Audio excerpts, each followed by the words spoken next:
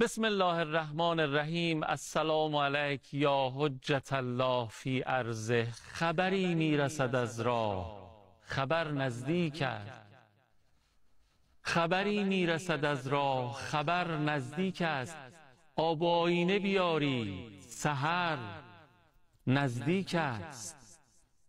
طبق آیات و روایات رسیده ای قوم، جمعه آمدن او به نظر نزدیک است. قطره چون رود شود راه به جایی ببرد، به دعای فرج جمع اثر نزدیک است. راه دور دل ما تا به در خیمه او، از در خانه زهرا چقدر نزدیک است. ای جانم، راه دور دل ما تا به در خیمه او، از در خانه زهرا چقدر نزدیک است. با ظهورش حرم فاطمه را می سازیم. بار بربند برادر که سفر نزدیک است. با ظهورش حرم فاطمه را می سازیم. بار بربند برادر که سفر نزدیک است انشاءالله.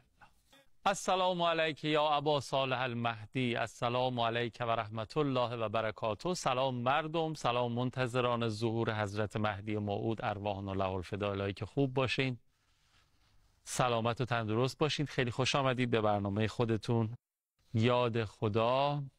الهی که خیلی زود چشمانمون به رخسار دلارای مهدی فاطمه علیهم السلام روشن و منور بشه و برسیم به اون جمعه وعده داده شده. فردا شب ولادت مفور السرور مادر امام زمانمون، مادر اهل بیت، ام الائمه خانم فاطمه زهرا سلام الله علیها است. خدا کنه که عیدی هممون توی این شب و روز در پیش رو ظهور آخرین فرزند معصومشون، صاحب امروز و هر روزمون، حضرت ابا صالح المهدی علیه السلام باشه انشاءالله. با این امید و آرزوی قشنگ از شما دعوت میکنم یاد خدا رو تا پایان همراهی بفرمایید. یاد خدایی که از هفته گذشته در روزهای جمعه با مبحث مهدویت شروع شده. متخصص و بلد راهش هم حجت الاسلام و المسلمین آقای هدایت عزیز هستن که الانم باز بنده با افتخار خدمتشون هستم و بهشون سلام و خیر مقدم عرض میکنم. آقا خیلی خوش آمدید، خوشحالم از زیارت.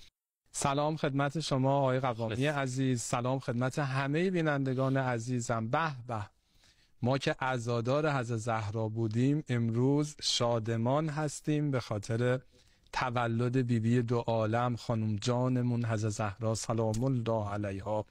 شادی دل پیغمبر اکرم و حضرت خدیجه سلام الله علیها سببش این بود نور مقدس شد. آره. و چقدر خداوند متعال به این نور مقدس افتخار میکنه. انظروا الی امتی فاطمه، به کنیز خودم، به بنده خودم فاطمه زهرا نگاه بکنید. ببینید این بنده من چقدر زیبا رفتار میکنه.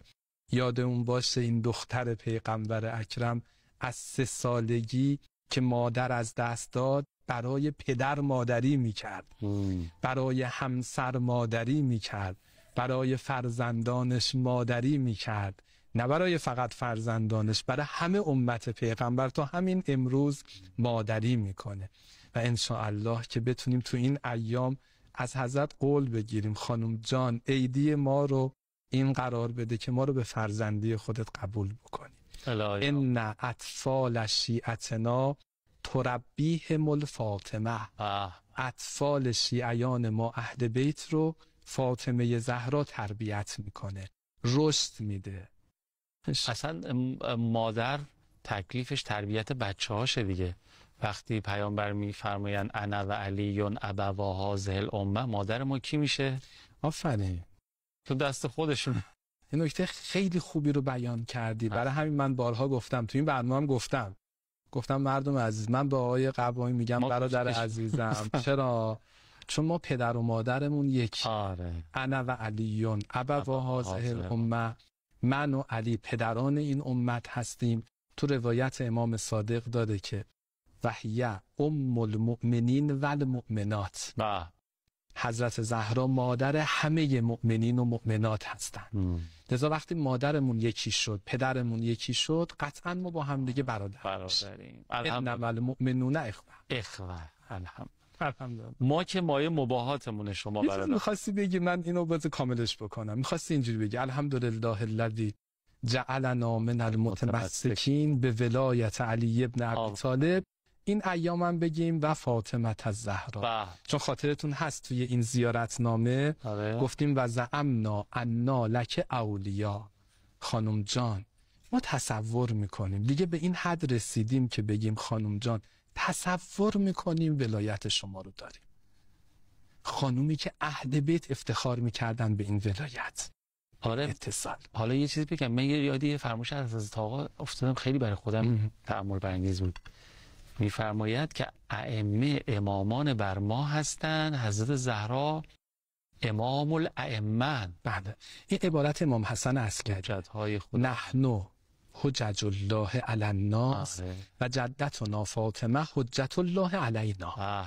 ما مثل خورشیدیم برای مردم، راه رو به مردم نشون میدیم، اما خود ما راه رو به ما کی نشون میده؟ مادرمون فاطمه زهرا. لذا گفتیم توی این جلسات که امام زمان فرمودن ولیف ابنت رسول الله اسوة حسنه. من راهمو از سیره مادرم فاطمه زهرا پیدا میکنم. حجت بر من، اون راه رسیدن به خدا، واسطه رسیدن به خدا برای من فاطمه زهرا سلام الله علیها است.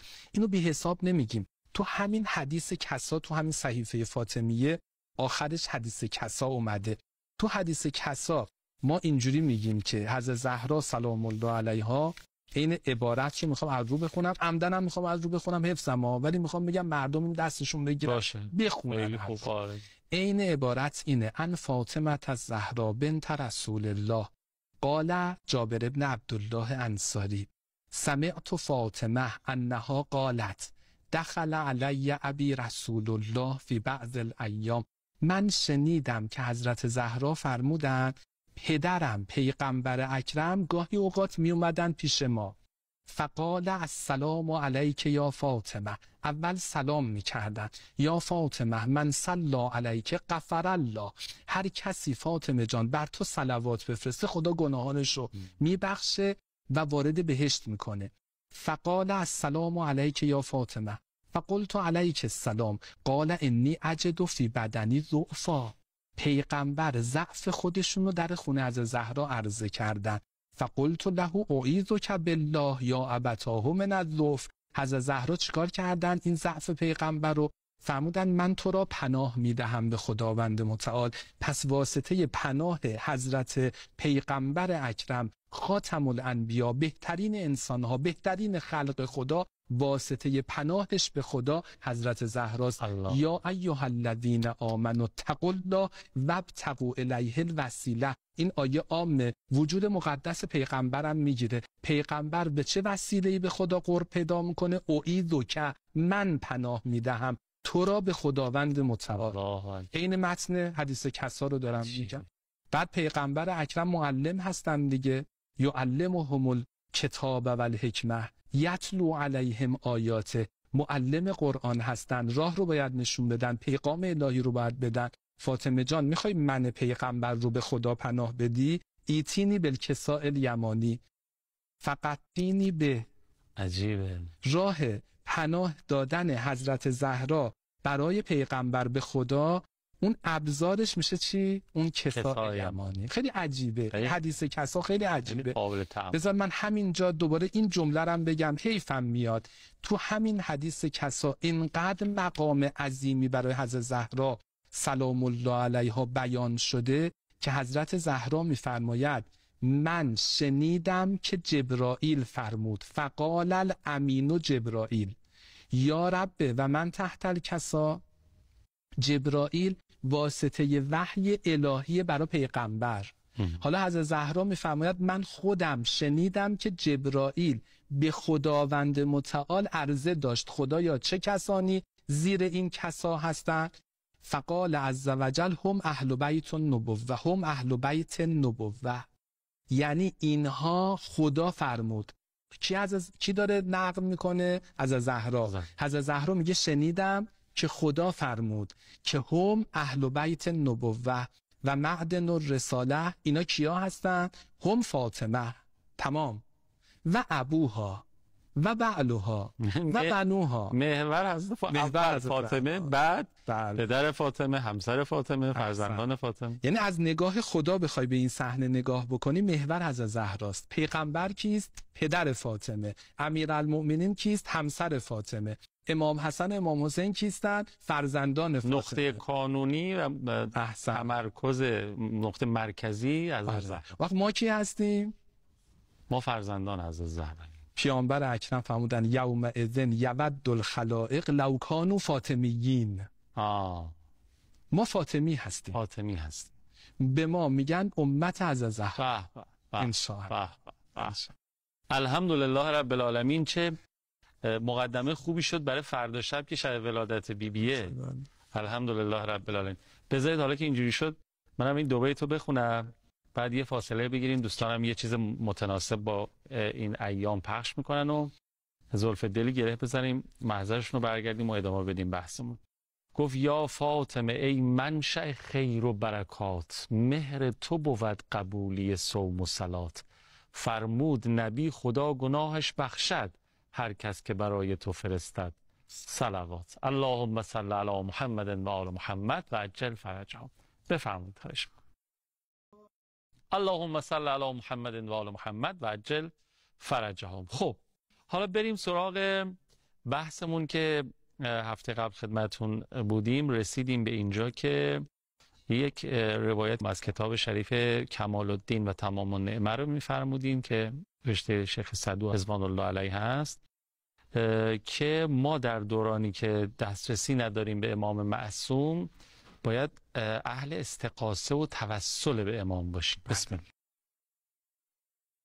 عرض شد که این کتابیه که امام زمان علیه السلام روش پژوهش دادن به شیخ صدوق. دیدین مثلا اساتید دانشگاه، نمیخوام مقایسه بکنم، مثال دارم میزنم، اساتید دانشگاه گاهی اوقات به دانشجویان خودشون میگن ببین این موضوع رو برای رسیدن به این هدف کار بکنید، این رساله رو بنویسید. امام زمان به شیخ صدوق، که میدونید شیخ صدوق با دعای امام زمان متولد شد، یه موضوع پژوهش دادن. فرمودن چرا این کتاب رو نمی نویسید که توش اثبات بکنید همه انبیا غیبت داشتن و امت انبیا کارهایی رو انجام دادن، تلاشهایی رو کردن، استغاثه‌ای داشتن، توسل داشتن برای اینکه این غیبت کوتاه بشه و ظهور امامشون، پیغمبرشون محقق بشه.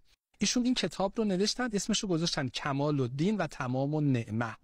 یکی از اون روایات این کتاب که از امام باقر علیه السلام ان ابی حمزه الصومالی، اما ابو حمزه معروف، ان ابی جعفر، امام باقر علیه السلام، ایشون فرمودن که فدخلوا عین دخلوا، هر جا که اهل بیت رفتن شما وارد بشین. حالا اگر اهل بیت رو ندیدید، ان اصبحتم یوما لا ترون منهم احدا، هیچ از اهل بیت رو ندیدید، مثل زمان امروز ما که در دوران غیبت هستیم، اولین کاری که انجام میدید اینه فاستغیثوا بالله، استغاثه بکنید.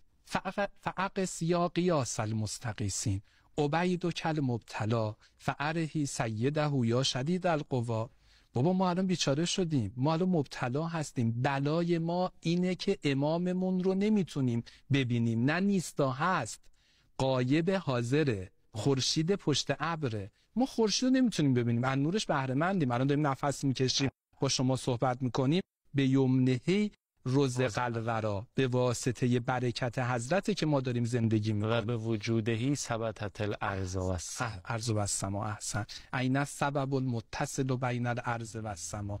اصلا این که باران میباره، این که ما تو نعمت هستیم، به خاطر امام زمان. بعد حضرت فرمودن اولین کاری که میکنید استغاثه بکنید. دومین کار ونظر سنت التی کنتم علیها، به سیره و سنت ما عمل بکنید. عشق و محبتتون به اون افرادی باشه که ما دوستشون داریم.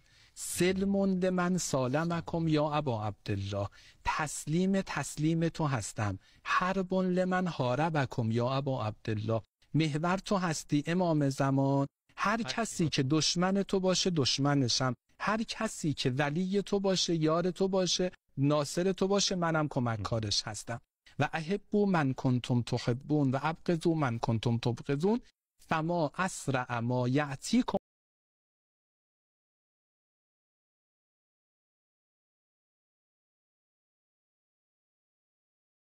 گناه بهجت. هر بار هر کسی، من خدا شاید 2 سال درس ایشون میرفتم، آنچه که از ایشون متوجه شدم، هر کسی بهشون میگفت توصیه چیزی، ایشون گفتم اون که یقین داری عمل بکن. تو که یقین داری اهل بیت چه چیزایی رو دوست دارن، یقین داری نستجیر بالله اهل نجاست و شرابخوری و فلان نبودن، لب به نجاست نزن. میدونی راستگویی رو دوست داشتن، میدونی نماز اول وقت رو دوست داشتن، این کار رو انجام بده. بعد همین موضوع که تو جبهه حق رو بشناس، همراهی بکن با جبهه حق، باطل رو بشناس، با باطل دشمنی بکن و استغاثه بالله بکن. تو یقین بدون فرج محقق میشه. ببین آقای قوامی عزیز، ما مشکلمون اینه، نوع فرهنگی که داره الان توی فضای محیط جامعه القا میشه، گاهی اوقات فرهنگی نیستش که اضطرار ایجاد بکنه. هر کجا دردی دوا آنجا رود، هر کجا فقری نوا آنجا رود، هر چه رویید از پی محتاج رست، تا بیابد طالبی چیزی که جست. آدم در جستجوی چیزی باشه بهش میرسه. وقتی ما طالب دنیا باشیم، آقا تو تبلیغات و فلان و فلان و فلان یه جوری القا بشه که انگار قله اون دنیاست. دختر خانومی ما وقتی میخواد، من معذرت میخوام مثالی میزنم که مداری کاربردی باشه، وقتی خواستگار برای دختر خانوم ما میاد، تو ذهنش نمیاد که من ازدواج بکنم، یه زندگی پایگاه امام زمان رو اینجا تشکیل بدم. میدونید ولایت حضرت سنگینه، ان امرنا صعب مستصعب. این امر سنگین رو کارگاه وزنه ولایت امام زمان رو زدن که گفتیم آخر زمان کار خیلی سخت میشه، بربالگری اتفاق میفته، ایمان تو دست نگه داشتن، ایمان تو قلب نگه داشتن مثل آتش تو دست نگه داشتنه. چه چیزی باعث میشه ما تمرین بکنیم؟ خانواده است. خانواده اون وزنه سنگین رو میتونیم توش تمرین بکنیم. اینایی که وزنه بردار هستن باشگاه دارن، تمرین میکنن، باشگاه خانواده است. من بتونم با همسرم بسازم، خدایی زندگی بکنم، هوای همدیگر رو تو مسیر امام زمان داشته باشیم. حالا دختر خانم به جای که این چی بیاد تو ذهنش، اولین چیزی که تو ذهنش میاد حقوقش چقدره، خونه از خودش داره. الان اومد دم در خونه ما با ماشین خودش اومد، یا رفت ماشین امانت گرفت. تو کسی که ماشین نداشته باشه من باشه ازدواج نمی‌کنم. یوسف تو روایت داره، تو تفسیر البرهان هست، بنیامین اومد پیش یوسف، یوسف گفت خب چطوری، چیکار می‌کردی؟ ازدواج کردی بنیامین؟ گفت آره آقا. گفت تو چطور بدونی من تونستی ازدواج بکنی؟ تو که من عاشق من نبودی. بنیامین گفت به عشق تو اتفاقا ازدواج کردم. اسم بچه‌هامو اسمی گذاشتم که تو رو از دست دادم، به یکی گفتم قمیص، یاد اون پیراهنی افتادم که از تو برداشتن، اومدم به بابا گفتن. همین جوری هر کدوم از بچه‌ها رو صدا می‌زدیم یاد تو بودی، بچه‌ها رو به عشق تو تربیت کردیم. ما همه دنبال این بودیم که تو رو پیدا بکنی. وقت دختر خانم ما میتونه این موضوع نیت بکنه، معمولا تو ذهنا نمیاد. چرا؟ چون ما مضطر نیستیم. بعد چقدر زیبا میگه هر کجا دردی دوا آنجا رود، هر کجا فقری نوا آنجا رود، هر کجا مشکل جواب آنجا رود، هر کجا کشتی است آب آنجا رود. آب کم جو، تشنگی آور به دست، تا بجوشد آب از بالا و پست. میدونید من یه فرمولی احساس میکنم وجود داره، یا ما آدما خودمون متوجه این اضطراره میشویم و به کنهش دست پیدا میکنیم و همین باعث فرج میشه، یا اگه ما متوجه نشیم خدا ما رو متوجه خواهد کرد. یعنی انقدر بلا، انقدر بحران، مثل بنی اسرائیل، اونا متوجه شدن، زجه زدن، از خدا خواستن، 170 سال کم شد.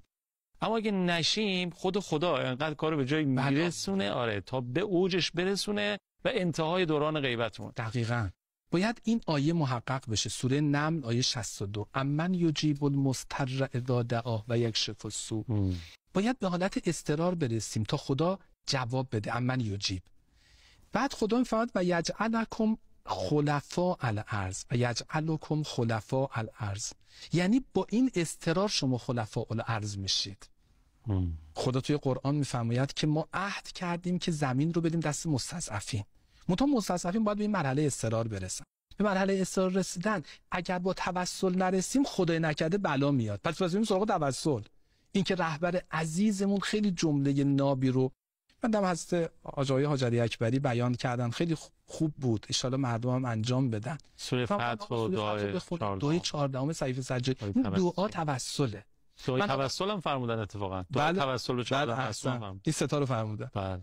من یه چیزی میخوام الان بیان بکنم، چون ایام تولد حضرت زهرا جانمون سلام الله علیها، این صحیفه فاطمیه دعاهای حضرت زهراست. میخواید توسل بکنید، میخواید استغاثه بکنید، اون استغاثه‌ای که حضرت زهرا انجام میدادن یکیشو بیان میکنم. بفهم.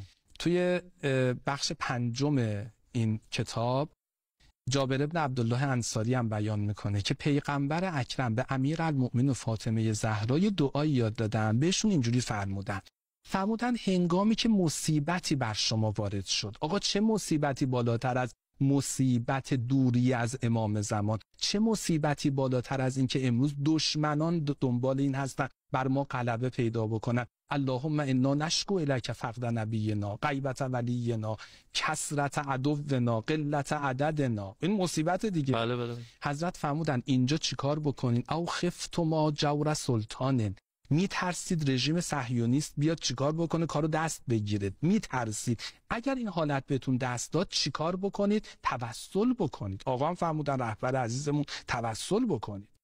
ان شاء الله. خیلی